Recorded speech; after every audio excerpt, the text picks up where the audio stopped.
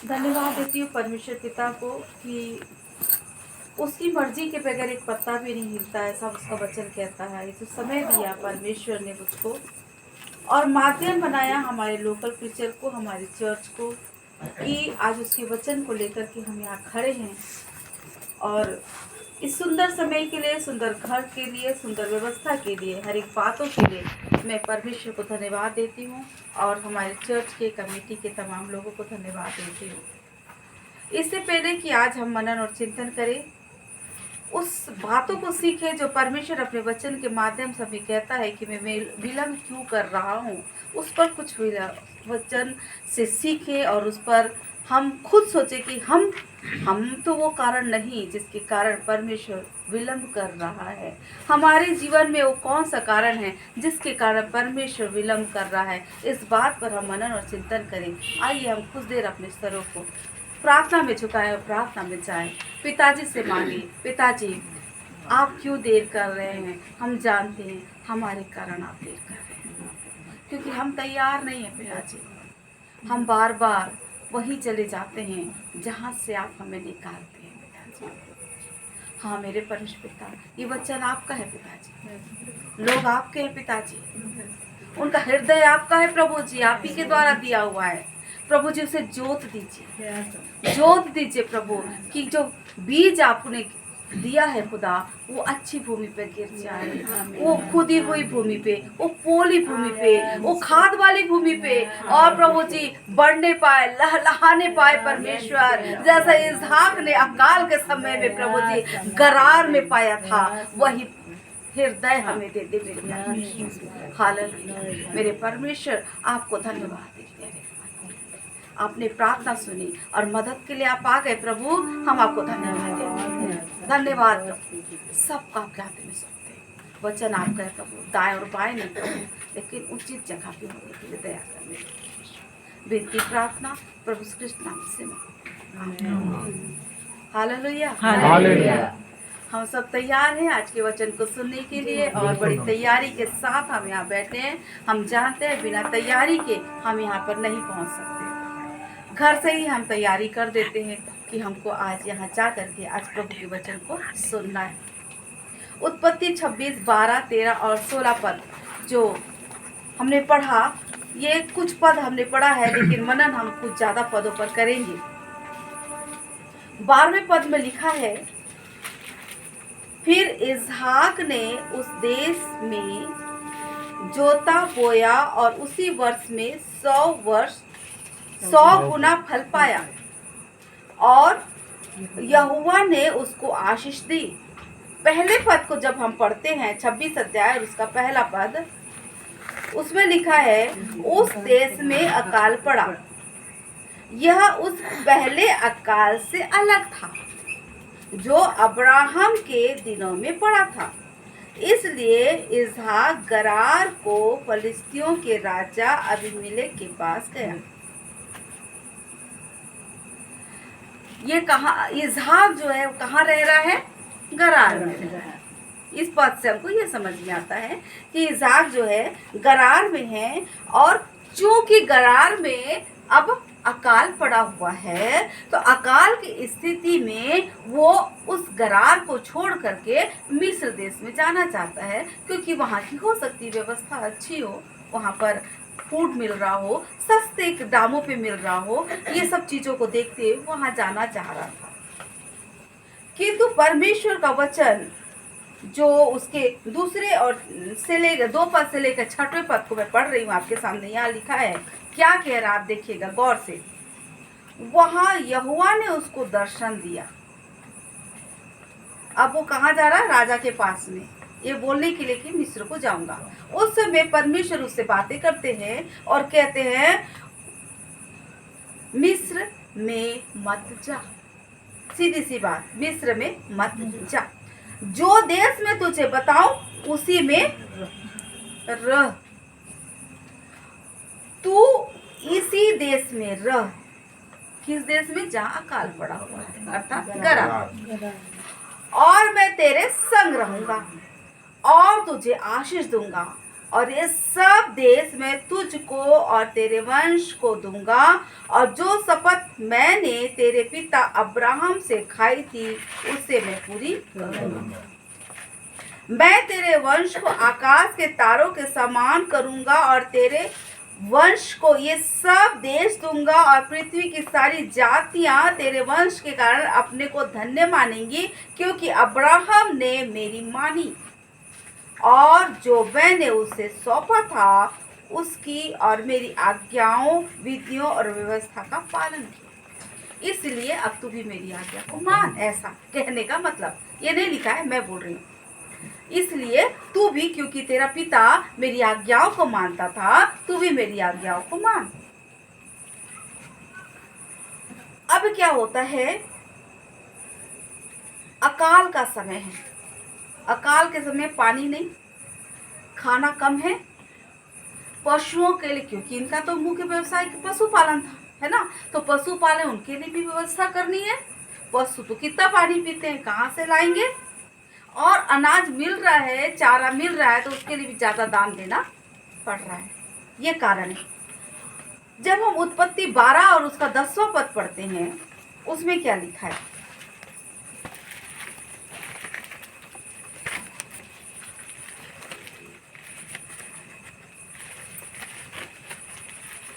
उस देश में अकाल पड़ा, इसलिए अब्राहम मिस्र को चला गया कि वहां परदेसी होकर रहे, क्योंकि देश में भयंकर अकाल पड़ा था।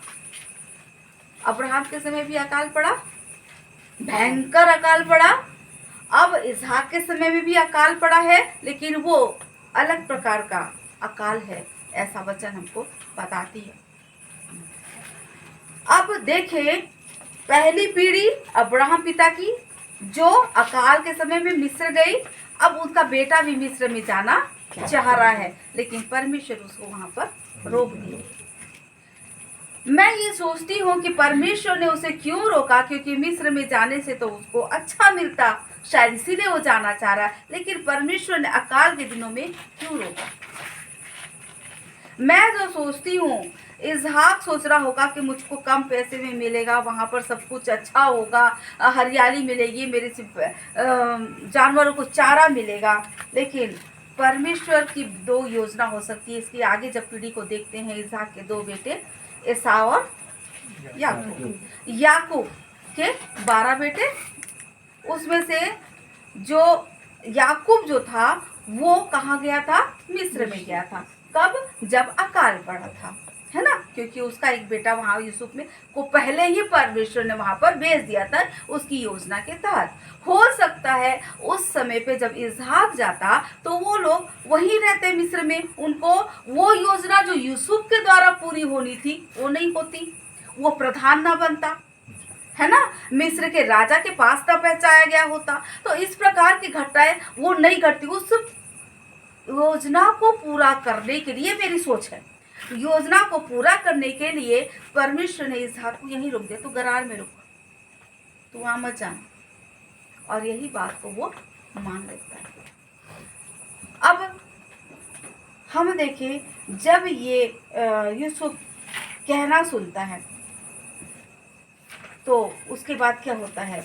यशाया 26 उसका यहाँ 26 के, यशाया नहीं, इस उत्पत्ति 26 उसका 6वां पद में क्या कहता है? इसलिए इसहाक गरार में रह गया। कहना सुनता है ना, वो वहां पर रह गया, क्योंकि परमेश्वर ने बोला मैं तेरे साथ रहूंगा। इसहाक ने देखा होगा अपने पिता के जीवन में कि कैसे अपने परमेश्वर का कहना सुनता है। वो बचपन से देख रहा था, ले गया था मारने के लिए मुझको, परमेश्वर ने कैसे भेड़ों की व्यवस्था कर दी। मेरे पिता उस परमेश्वर को मानता, वो पिता पर मेरे पिता का परमेश्वर अब मुझसे बातें कर रहा है, इसलिए वो उस परमेश्वर का कहना सुनता है और वहीं पर रुक जाता है। उसके बाद क्या दिखा है कि जब 12वें पद और 13वें पद को पढ़ते हैं, पढ़ना बेटा। फिर इसहाक ने उस देश में जोता बोया और उसी वर्ष में 100 गुना फल पाया, और यहोवा ने उसको आशीष दी और वह बढ़ा और उसकी उन्नति होती चली गई, यहाँ तक कि वह अति महान पुरुष हो गया। हाँ, देखिए अब क्या लिखा इसमें कि वो उसी देश में रहा। परमेश्वर ने उसको बोला था मैं तुझको आशीष दूंगा, मैं तेरे साथ रहूंगा। परमेश्वर का रहना ही काफी है। जहां परमेश्वर है वहां आशीष होना संभव है। पूरा 100% परमेश्वर आशीष देता है हमको।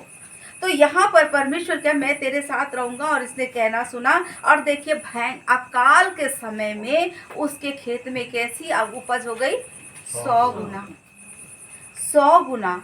अब लोगों ने देखा हमको तो उतना पानी नहीं मिल रहा है, हम तो फसल लगाए हैं, हमारी फसल तो सूख रही है, हमारे बैल पर तो, हमारे गाय बैल तो पतले होते जा रहे हैं, कम दूध दे रहे हैं, हमको ज़्यादा कीमत पे दे करके अनाज खरीदना पड़ रहा है, तो हमारा धन भी कम हो रहा है।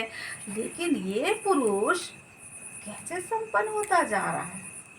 हुआ होगा ना, क्योंकि ये तो परदेसी होकर है, यहाँ पर गरार में तो परदेसी होकर के है। तो ये आश्चर्य होता है वो लोगों को। और वो तो हमारे बीच में रह रहा है, हम लोग यहाँ के निवासी हैं, हम लोग की स्थिति कम होती जा रही है, लेकिन ये कैसा धनवान होता जा रहा है।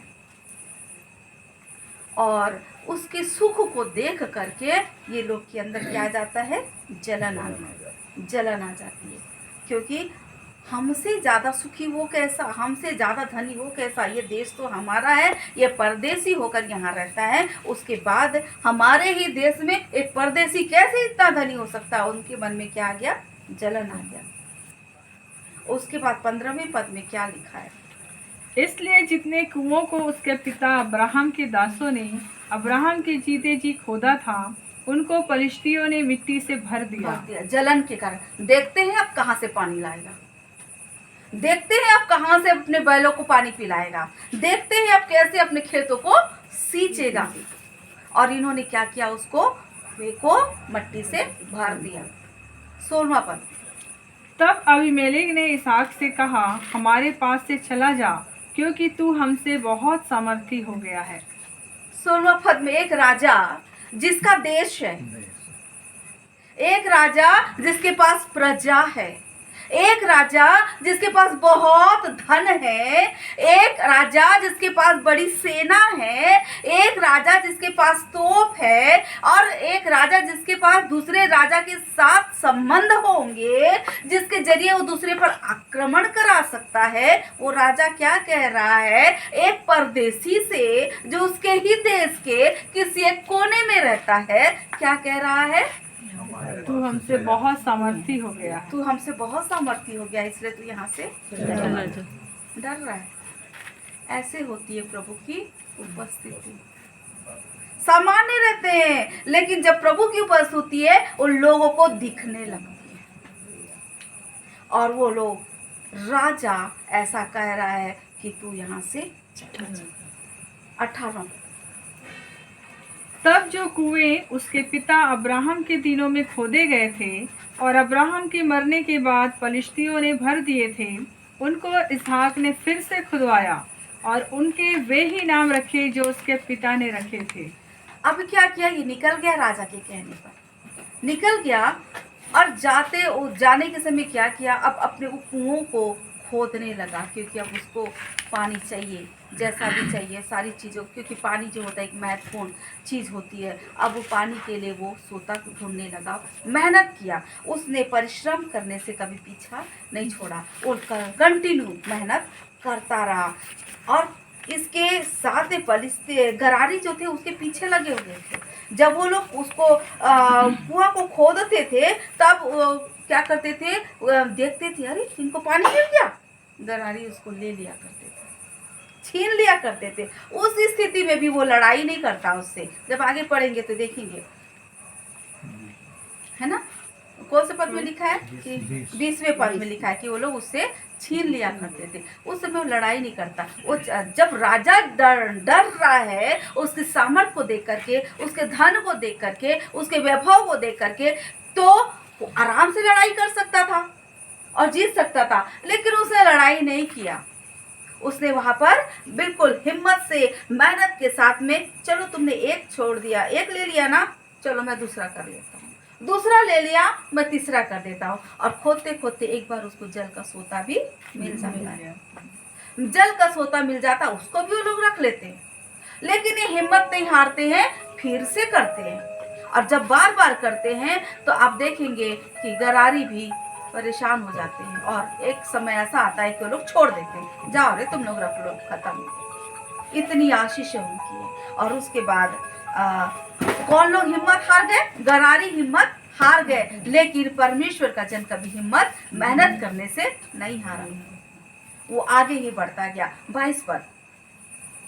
तब उसने वहां से निकलकर एक और कुआं खुदवाया और उसके लिए उन्होंने झगड़ा न किया, इसलिए उसने उसका नाम यह कहकर रहोबोत रखा, अब तो यहोवा ने हमारे लिए बहुत स्थान दिया है और हम इस देश में फूले फलेंगे। उसने अपने मुंह से एक्सेप्ट कर लिया कि अब परमेश्वर ने हमको बहुत जगह दे दिया, अब यहाँ पर फूलेंगे और फलेंगे। यही जब हम लूत की कहानी को देखते हैं मेरे प्रियो, जब लूत और अब्राहम दोनों अलग अलग हो रहे थे, उस समय पे अब्राहम पिता ने लूत को एक ऑप्शन दिया कि देख लो, तुम चाहो और देख लो, तुमको जहाँ जाना है ना तुम वहाँ चले जाओ। तुमको ऐसा लगता है कि मैं जो तुमको लेना है ले लो, और उसके बाद तुम जिसको छोड़ दोगे उस जगह को मैं ले लूँगा। लूत ने क्या देखा? हरियाली देखा और उपजाऊ भूमि को देखा, सांसारिक आंखों से देखा। अब्राहम पिता को ये पता था, जो परमेश्वर मुझको मेरे घर से वादा करके ले आया है, वो परमेश्वर जब मेरे साथ है तो मैं पत्थर को में भी पैर रखूंगा, पत्थर को की भूमि पे भी बैठ जाऊंगा, तो परमेश्वर वहां मेरे लिए सब कुछ उपाय कर देगा। ऐसा विश्वास रखकर अब्राहम पिता चल रहे थे और लूत उसके साथ में था, कई सालों तक था उसके साथ में।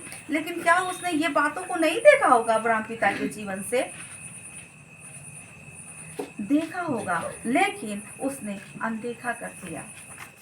कई बार ऐसी ही होती है, हम बहुत सी चीज़ों को जानते हैं, लेकिन क्या हो जाते हैं कि हम परमेश्वर संसार में चीज़ों को संसार की चीज़ों को देखते देखते उन गुणों को परमेश्वर की हम अनदेखा कर देते हैं, उन आशीषों को हम परमेश्वर से आड़ में अपने संसार के आंखों से देखते हुए उसे अपने स्वार्थ की आड़ में कर देते हैं। और परमेश्वर पिता वहाँ पर अब्राहम पिता के साथ बहुत आशीष देते हैं, उसको भी लूत ने देख लिया था। वही चीज ये गरारी देख रहे थे। क्या देख रहे थे? इसहाक के संपन्नता को देख रहे थे, इसहाक के खेत को देख रहे थे, उसके गाय बैल भैंस को देख रहे थे, उसके धन को देख रहे थे। वो लोग वो नहीं देख रहे थे कि इसहाक किस परमेश्वर की आराधना करता है, इसहाक किसका कहना सुन रहा है, इसहाक क्यों इतना नम्र है कि हम उसकी चीजों को छीनते जा रहे हैं। वो लड़ाई ही नहीं कर रहा है, वो कुछ बोल ही नहीं रहा है, बल्कि वो नए कुओं को खोदने के लिए चला जाता है, नए स्रोतों को ढूंढने के लिए चला जाता है। वो लोग बड़े इस चीजों को बिल्कुल मनन नहीं कर रहे हैं, वो सिर्फ सांसारिक आशीषों को देखते जा रहे हैं। और उसको परमेश्वर उन अकाल के दिनों में सिर्फ इसलिए कि उसने परमेश्वर का कहना सुना, परमेश्वर ने उसको 100 गुना फल दे दिया, जो हमने अभी पढ़ा। यूहन्ना 10 उसका 16वां पद जो अभी पढ़ते हैं, तो पढ़ेंगे तो क्या पाते हैं? यूहन्ना रचित सुसमाचार 10वां अध्याय उसका 16वां पद। मेरी और भी भेड़ें हैं जो इस भेड़शाला की नहीं, मुझे उनको भी लाना अवश्य है। वे मेरा शब्द सुनेंगी, तब एक ही झुंड और एक ही चरवाहा होगा। वे मेरा शब्द सुनेंगे, कौन? जो मेरी भेड़ें हैं। तो यहाँ इसहाक उसका भेड़ है, अब्राहम पिता उसके भेड़ हैं, इसलिए उन्होंने उसका शब्द सुना। ये कहना बताना चाहिए कि एक चरवाहा जो होता है, अगर उसकी भेड़ गुम जाती है, जब वो काउंट करके उसको अंदर करता है, पाता है कि 99 भेड़ें हैं मेरे पास में, एक भेड़ मेरी नहीं है, वो शेफर्ड उसको लेने के लिए जंगल में चला जाता है। वो नहीं देखता कि रात का समय है, वो नहीं देखता कि जंगली जानवर आ जाएंगे, वो नहीं सोचता कि इस अंधेरे में सांप बिच्छू मुझको काट लेंगे। वो सीधे लैंप लेता है और चला जाता है जंगल में, पुकारता हुआ उस भेड़ को। और जब भेड़ उसकी पता नहीं कहाँ पड़ी है, किस गड्ढे में पड़ी है, उसे देख जब चिल्लाते चिल्लाते पुकारते पुकारते बड़े कराहना के साथ में पुकारता होगा, और वो चाहता होगा कि बड़ी आशा के साथ में, इस आवाज के साथ में शायद मेरी भेड़ मुझको रिप्लाई कर दे।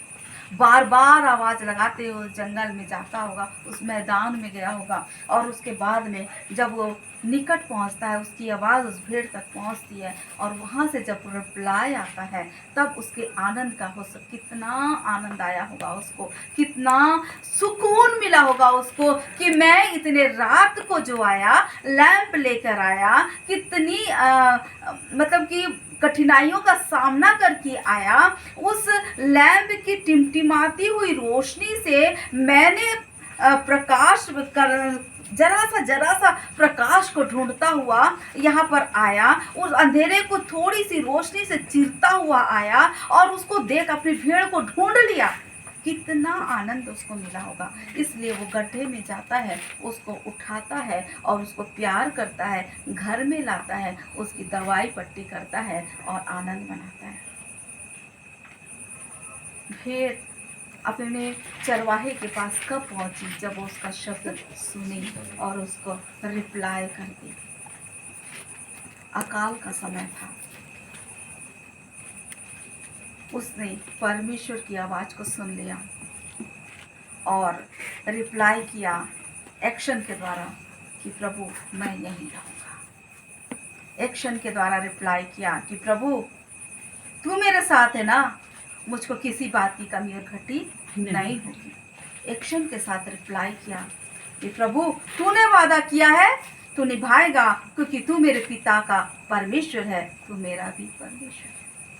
उसने एक्शन से रिप्लाई किया, और इसलिए उसने उस अकाल के समय पे जब सबकी खेत सूख गई थी, सबके पशुओं को पानी नहीं मिल रहा था, लोगों के धन कम हो रहे थे, ये बढ़ता जा रहा था, और इसके धन भी बढ़ रहा था, इसकी शक्ति भी बढ़ रही थी। जब पशु बढ़ते हैं ना मेरे प्रियो, 2-4 गाय के लिए एक व्यक्ति आप रखोगे, जब बहुत ज़्यादा गाय हो जाएगी, बहुत ज़्यादा बैल हो जाएंगे, तो उसको संभालने के लिए तो व्यक्ति चाहिए।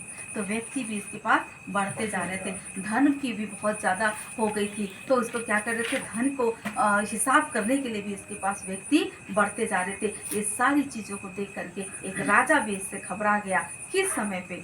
अकाल के समय पे।